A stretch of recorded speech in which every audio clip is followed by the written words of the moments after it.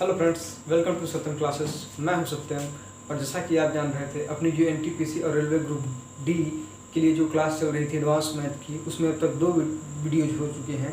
आज तीसरा वीडियो है। फ्रेंड्स, आपसे रिक्वेस्ट है कि अभी तक चैनल को सब्सक्राइब नहीं किया है तो प्लीज़ चैनल को सब्सक्राइब करके बेल आइकन को प्रेस कर लीजिए। इससे क्या होगा, मैं जब भी नेक्स्ट वीडियो अपलोड करूँगा आप तक नोटिफिकेशन पहुँच जाएगा। और फ्रेंड्स, आपसे एक रिक्वेस्ट और है कि प्लीज़, जैसे कि ये यूट्यूब फैमिली जो सत्यम क्लासेस करके है, इसको बड़ा बनाना मतलब आप ही के एक तरह से बस में है। मतलब आप वीडियोज़ को शेयर करेंगे ज़्यादा से ज़्यादा लोगों तक, ज़्यादा से ज़्यादा लोगों तक वीडियोज़ पहुंचेंगी तो हमारी यानी हम सब की फैमिली बड़ी हो पाएगी। तो आपसे रिक्वेस्ट है कि वीडियो अच्छी लगे तो कम से कम 1 या 2 ऐसे जो फ्रेंड्स हैं आपके, या कोई ऐसा जिसको इस तरीके की वीडियो की ज़रूरत हो, तो उसको शेयर कर दिया कीजिए। फिर से ये रिक्वेस्ट है मेरी। और चलिए फ्रेंड्स, शुरू करते हैं। और आई होप कि आपने चैनल को सब्सक्राइब कर लिया होगा। तो चलिए फ्रेंड्स, देखते हैं। ध्यान दीजिएगा, अपना जो पहला क्वेश्चन है, पहला क्वेश्चन वो त्रिकोणमिति से है। क्वेश्चन ये कह रहा है कि यदि थीटा एक धनात्मक न्यून कोण हो। धनात्मक न्यून कोण का मतलब क्या है फ्रेंड्स, कि मतलब थीटा की जो वैल्यू होगी वो पॉजिटिव में होगी और न्यून कोण का मतलब 90 डिग्री से कम होगी। ठीक है ना। न्यून कोण किसे कहते हैं कि 90 डिग्री से कम वाले एंगल को। ठीक है ना। तो आपसे पूछ रहा है कि थीटा एक धनात्मक न्यून कोण है और एक कंडीशन दे रखी है। इस कंडीशन पर ध्यान दीजिएगा कि 7 cos square theta plus 3 cos square theta बराबर है 4 के। तो आपसे थीटा की वैल्यू पूछी है। तो एक बात ध्यान दीजिएगा फ्रेंड्स, यदि थीटा एक धनात्मक न्यून कोण है, हमें इतना पता है कि न्यून कोण है धनात्मक, लेकिन अगर हम ऑप्शन की तरफ चले तो ये जो 90 डिग्री का कोण है ये कट जाएगा। पहला ऑप्शन तो हम ऐसे ही निगलेक्ट कर देंगे। एक ऑप्शन, सॉरी मतलब चौथा वाला। कैसे? क्योंकि इसमें जो ऑप्शन दे रखा है वो 90 डिग्री दे रखा है, जबकि थीटा न्यून कोण है, यानी 90 डिग्री से कम होगी। जो भी थीटा की वैल्यू होगी वो 90 डिग्री से कम होगी। तो ये वाला ऑप्शन नेगलेक्ट हो जाएगा, क्योंकि ये 90 डिग्री है। इसको समकोण कहते हैं, यानी राइट एंगल ट्राइंगल में बनता है राइट एंगल। ठीक है ना। तो एक तरह से 90 डिग्री का हो गया, ये तो नेगलेक्ट हो गया नहीं। अब हमें 90 डिग्री से कम की ओर चलना है, यानी या तो ये होगा या तो ये होगा या तो ये। अब आइए सॉल्व करके देखते हैं। देखिए, हमें क्या दे रखा है, 7 cos square theta plus 3 sin square theta बराबर है 4 के। तो थीटा की वैल्यू तो हमें निकालनी है। एक बात ध्यान दीजिएगा, इसको सॉल्व करने के 2 बेस्ट मेथड हैं, मतलब आप अपने तरीके से कर सकते हैं। दोनों ही मेथड एक तरह से आइडेंटिटी बेस्ड है, मतलब आइडेंटिटी पे बेस्ड क्वेश्चन है ये। देखिएगा कैसे। हमें पता है 7 cos square theta plus 3 sin square theta बराबर है 4 की। हम क्या कर सकते हैं? अच्छा, एक बात बताइए, क्या 7 को 3 और 4 में ऐसे लिख सकते हैं? ध्यान दीजिएगा पहले कैसे मैं लिख रहा हूँ। 4 cos square theta plus 3 cos square theta plus 3 sin square theta. ठीक है ना फ्रेंड्स। अब एक बात बताइए, बराबर 4 की। मैंने 7 को तोड़ा, 4 cos square theta plus 3 cos square theta. अब इन दोनों को जोड़ेंगे तो आपको यही मिलेगा। अब मैं इसको ऐसे ही लिखा रहने देता हूँ, 4 cos स्क्वायर थीटा। यहाँ पर आप एक चीज़ बताइए, यहाँ पर है 3 cos स्क्वायर थीटा, यहाँ पर है 3 sin स्क्वायर थीटा। अगर हम 3 कॉमन ले लें तो हमें क्या मिलेगा, cos square theta plus sin square theta बराबर 4 की। अच्छा, sin square theta plus cos square theta छोटा सा फार्मूला है त्रिकोणमिति का, आपको पता ही होगा। इसकी वैल्यू 1 है, यानी ये बराबर है 1 की। तो हमें क्या मिलेगा, 4 cos square theta, 1 minute friends, plus 3 और इसकी जगह पे 1 रख देंगे तो ये पूरा 1 हो जाएगा फ्रेंड्स। 3 बराबर 4। अब देखिए नेक्स्ट, अब ये 3 गुणे 1 कितने के बराबर हो जाएगा, 3 के, यानी ये पूरी वैल्यू 3 के बराबर हो जाएगी। और इस 3 को हम जब उस तरफ ले जाएंगे तो 3 4 में से घट के 1 हो जाएगा। देखिए कैसे, 1 मिनट लिख देते हैं। 4 cos स्क्वायर थीटा है फ्रेंड्स, ये 3 है, 3 गुणे 1 बराबर 3, और ये इस तरफ 4 है, इसको उस तरफ ले गए -3 हो गया। तो 4, 1 मिनट फ्रेंड्स इधर ही लिखे, आपको दिखे अच्छे से। 4 cos स्क्वायर थीटा बराबर हो जाएगा फ्रेंड्स 4 - 3 बराबर 1 के। तो cos स्क्वायर थीटा बराबर क्या होगा फ्रेंड्स, 1/4 के। अच्छा, cos स्क्वायर थीटा बराबर 1/4 के। तो फ्रेंड्स cos थीटा बराबर कितना हो जाएगा, जैसे हम यहाँ पर स्क्वायर हटाएंगे इस पर रूट चढ़ जाएगा। अगर हम यहाँ से हटाएं तो ये करड़ी में चला जाएगा। और रूट 1/4 को अगर रूट से बाहर निकालें, अगर 1/4 को रूट से बाहर निकालें तो ये 4 को क्या लिख सकते हैं, 2 × 2 होता है। ये किसका वर्ग है, 2 का, तो 2 बाहर आ जाएगा तो ये हो जाएगी वैल्यू 1/2। तो देखिए फ्रेंड्स, ऊपर लिख देते हैं, दिख रहा होगा आई होप आपको अच्छे से। तो देखिए cos थीटा बराबर 1/2, cos थीटा का मान 1/2 हो गया। तो अब आप ये बताइए, cos की ऐसी कौन सी वैल्यू होती है जिसके लिए थीटा का मान 1/2 होता है। स्टैंडर्ड वैल्यू पे बेस्ड क्वेश्चन है। देखिए कॉस थीटा बराबर 1/2 हमें ज्ञात है, तो हमें पता है कि कॉस, सॉरी फ्रेंड्स एक मिनट यहाँ चमक रहा होगा, कि कॉस 60 डिग्री की वैल्यू बराबर होती है 1/2 के। तो हम 1/2 की जगह पे क्या रख सकते हैं फ्रेंड्स, 60 डिग्री रख सकते हैं। यहाँ पे मैंने इसको मिटाया और यहाँ पे लिख दिया कॉस 60 डिग्री। अब कंपेयर कर लेते हैं तो थीटा का मान कितना आ जाएगा फ्रेंड्स, 60 डिग्री। यही हमारा ऑप्शन है फ्रेंड्स, और हमारा ऑप्शन सही हो जाएगा ए। तो हमने थोड़ा फास्ट वे में किया है, एग्जाम में जैसे करते हैं वैसे, तो आपको सारी बातें अच्छे से समझ में आएंगी। मैंने सारे स्टेप को अच्छे से क्लियर करा है। और दूसरा एक मेथड और है, अगर ये आपको समझ में आया हो अच्छे से, तो मैं इसको भी एक तरह से लगा के अप्लाई करके दिखा देता हूँ। देखिए कैसे, इतना आपको अच्छे से समझ में आया। देखिए अब देखिए हम नेक्स्ट मेथड क्या अप्लाई करने वाले हैं। हमें पता है 7 cos स्क्वायर थीटा प्लस 3 का साइन स्क्वायर थीटा बराबर 4 के। तो आप एक चीज बताइए, sine square theta plus cos square theta बराबर कितना होता है, 1 के। अच्छा एक चीज है, साइन स्क्वायर थीटा की जगह पे हम क्या लिख सकते हैं, अगर यहाँ से देखें तो 1 माइनस cos स्क्वायर थीटा लिख सकते हैं। वही हम यहाँ करेंगे, 7 cos स्क्वायर थीटा को ऐसे ही रहने दिए, फिर 3 को ऐसे ही रहने दिए, और साइन स्क्वायर थीटा की जगह पे 1 माइनस cos स्क्वायर थीटा लिखा बराबर 4। देखिए 7 cos स्क्वायर थीटा प्लस, अब इस 3 का यहाँ पर गुणा होगा तो 3, और इसका इसमें भी होगा तो यहाँ पे माइनस से माइनस लग जाएगा, और माइनस 3 cos स्क्वायर थीटा बराबर 4 के। अब ये 3 उस तरफ चला जाएगा फ्रेंड्स, ये 3 उस तरफ चला जाएगा, तो 4 में से 3 जाएंगे तो इधर तो 1 बच जाएगा 7 है। यहाँ पे 7 cos स्क्वायर थीटा है minus 3 cos square theta, 7 cos square theta में से 3 cos स्क्वायर थीटा जाएगा फ्रेंड्स, क्या बचेगा 4 cos स्क्वायर थीटा, और ये 4 अब इस तरफ जाएगा तो cos स्क्वायर थीटा बराबर क्या हो जाएगा फ्रेंड्स, 1/4 के। तो cos थीटा बराबर क्या हो जाएगा फ्रेंड्स, 1/2 के, और इस तरीके से थीटा की वैल्यू जो है फ्रेंड्स वो 60 डिग्री हो जाएगी। यही हमारा आंसर हो जाएगा फ्रेंड्स। तो देखा आपने, मैंने इस क्वेश्चन को 2 मेथड से करके दिखाया आपको। दोनों ही बहुत इजी है, और क्वेश्चन भी बहुत मॉडरेट लेवल का है, ना इजी है एकदम, ना टफ है, एक तरह से इजी ही है। और ऐसे ही क्वेश्चन आपको एग्जाम में भी लेंगे, क्योंकि ये सब प्रीवियस ईयर के क्वेश्चन हैं, तो नो डाउट कि क्वेश्चन ऐसे ही बनेंगे। बस आपकी प्रैक्टिस अच्छी होनी चाहिए और थोड़ा स्पीड भी अच्छी होनी चाहिए, विद इन टाइम आप कर सकें। तो फ्रेंड्स आई होप कि ये पहला क्वेश्चन आपको अच्छे से समझ में आया होगा। इसलिए फ्रेंड्स बढ़ते हैं नेक्स्ट क्वेश्चन की ओर, जो कि है दूसरा। तो देखिए फ्रेंड्स, दूसरा क्वेश्चन है ज्योमेट्री से, जो कि बेहद इंपॉर्टेंट कॉन्सेप्ट पे है। आप ध्यान से देखिएगा, इस कॉन्सेप्ट को समझने की पूरी कोशिश कीजिएगा। इस कॉन्सेप्ट पर प्लस इससे रिलेटेड और 2 कॉन्सेप्ट हैं, उन तीनों कॉन्सेप्ट की चर्चा मैं यहीं पर कर दूंगा, और क्वेश्चंस एक कॉन्सेप्ट पर होगा, बाकी के 2 कॉन्सेप्ट पे जो क्वेश्चंस होंगे वो आगे वीडियो में बनते रहेंगे। लेकिन दोनों कॉन्सेप्ट के बारे में जो है उनको मैं अच्छे से डिस्कस कर दूंगा। तो देखिए फ्रेंड्स, कह रहा है कि एक समद्विबाहु त्रिभुज है। कोई समद्विबाहु त्रिभुज मतलब जिसकी 2 भुजाएं समान हों, समद्विबाहु त्रिभुज कहते हैं, जिसका नाम है ABC में AB बराबर AC, यानी उसकी जो 2 भुजाएं बराबर हैं वो AB और AC हैं। AB भुजा और AC भुजा आपस में बराबर है, और कोण A बराबर 80 डिग्री दे रखा है आपको, और आपसे पूछ रहा है कोण B और कोण C के द्विभाजक बिंदु D पर मिलते हैं। तो BDE, कोण BDE का मान बताइए। सॉरी फ्रेंड्स, ये C है, कोण BDC का मान बताइए। यहाँ पे गलती से लिख दिया था मैंने। तो कोण BDC किसके बराबर है। देखिए फ्रेंड्स, अभी क्वेश्चन आपने देखा, मैंने पढ़ के बताया, आपने भी देखा होगा अच्छे से। अब मैं सॉल्व करके दिखा रहा हूँ। देखिए अच्छे से आप समझिएगा, पूरी बातें आपको अच्छे समझ में आएंगी। जैसे जैसे कह रहा हूँ वैसे वैसे काम करते हैं। देखिए ज्योमेट्री सॉल्व करते वक्त एक सबसे बड़ी चीज़ है कि क्वेश्चन पढ़ने के बाद आपके माइंड में एक फिगर बन जाना चाहिए। क्वेश्चन के अकॉर्डिंग अगर आप फिगर बना ले जा रहे हैं तो 80% ज्योमेट्री आप सॉल्व कर ले जा रहे हैं।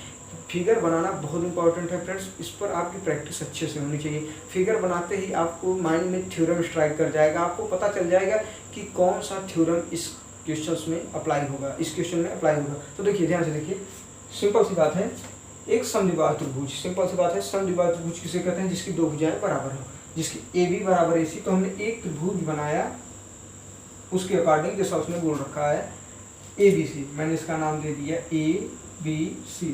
कह रहा है AB भुजा AC के बराबर है, यानी ये भुजा इसके बराबर है। एक बात याद रखिएगा फ्रेंड्स, अगर ये भुजा इसके बराबर है तो इन दोनों भुजाओं द्वारा तीसरी भुजा पर बनाया गया कोण भी बराबर होगा। छोटी सी बात है, आई होप कि आप जानते होंगे, नहीं जानते हैं तो जान लीजिए। सपोज कीजिए ये कोई त्रिभुज है, अगर ये भुजा बराबर है तो यहाँ पर जो कोण बनेगा, यहाँ पर थीटा बनता है तो यहाँ पर भी थीटा बनेगा, सॉरी अल्फा बना दिया मैंने, तो यहाँ पर भी थीटा बनेगा। अगर तीनों भुजाएं बराबर होती तो यहाँ पर भी थीटा ही बनता है। क्लियर, ये समझ में आ रहा है ना? यानी जितनी भुजाएं बराबर होंगी उस त्रिभुज की उतने कोण बराबर होंगे। अगर तीनों भुजाएं एक दूसरे के बराबर ना होती तो तीनों कोण भी एक दूसरे के बराबर ना होते। सपोज कीजिए मैंने एक ऐसा त्रिभुज बना दिया, ये भुजा दूसरी लंबाई में है, ये भुजा इतनी लंबाई में है, ये भुजा इतनी लंबाई में है, तो तीनों कोण भी एक दूसरे के मतलब बराबर नहीं होंगे क्योंकि भुजाओं की लंबाई बराबर नहीं। सिंपल सी बात है, अगर जितनी भुजाएं बराबर होंगी उतने कोण बराबर होंगे। ठीक है ना? तो देखिए अभी कह रहा है दो भुजाएं बराबर हैं तो दो कोण बराबर होंगे। कौन से दो कोण बराबर होंगे? वो कोण जिन पर ये दोनों भुजाएं मिलती हैं, वो भुजा जिस पर ये दोनों भुजाएं मिलती हैं, यानी यहाँ ये वाला। अगर ये थीटा होगा तो ये भी थीटा होगा। अच्छा एक बात बताइए, ए बी बराबर ए सी मैंने कर दिया, ए बी बराबर ए सी, हमें इतना पता चल गया कि भाई इस हिसाब से ये थीटा होगा तो ये भी थीटा होगा। अब कह रहा है कि कोण ए बराबर 80, इसकी वैल्यू दे रखा है 80 और आपसे कह रहा है कि इन के दो विभाजक, इनके द्विविभाजक बिंदु डी पर मिलते हैं। यानी अगर मैं इसको द्विविभाजक का मतलब फ्रेंड्स जो इसको दो बराबर भागों में बांटे, अगर मैं एक रेखा ऐसे खींचूं और इस हिसाब से क्वेश्चन के हिसाब से कहाँ बता रहा है, कह रहा है कि डी पर मिलते हैं, तो हमने यहाँ पर बिंदु डी मान लिया जहाँ पर ये दोनों मिलते हैं। हालांकि यहाँ पे अंतः, एक मिनट लिख लीजिए आप, अंतः द्विविभाजक, क्योंकि ये बाहर भी डिवाइड कर सकते थे। आपको एग्जाम में लिख के देगा या तो अंतः द्विविभाजक या तो बाह्य द्विविभाजक। ठीक है ना? अब देखिए समझिएगा ध्यान से, कोण ए बी सी, अब इनके जो द्विविभाजक थे कोण बी सी के वो डी पे मिल गए, ये 80 था। अब आपसे पूछ रहा है कि कोण बी डी सी किसके बराबर होगा, कोण बी डी सी किसके बराबर होगा। मैं आपको एक थ्योरम बता रहा हूँ, बेहद इंपॉर्टेंट थ्योरम है। आप इस थीटा की वैल्यू जाने बिना ही कर देंगे, इसी के माध्यम से ये सॉल्व हो जाएगा। कैसे?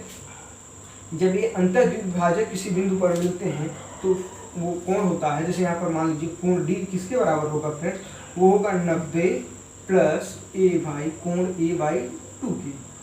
अब कोण ए बाई 2 का क्या मतलब है?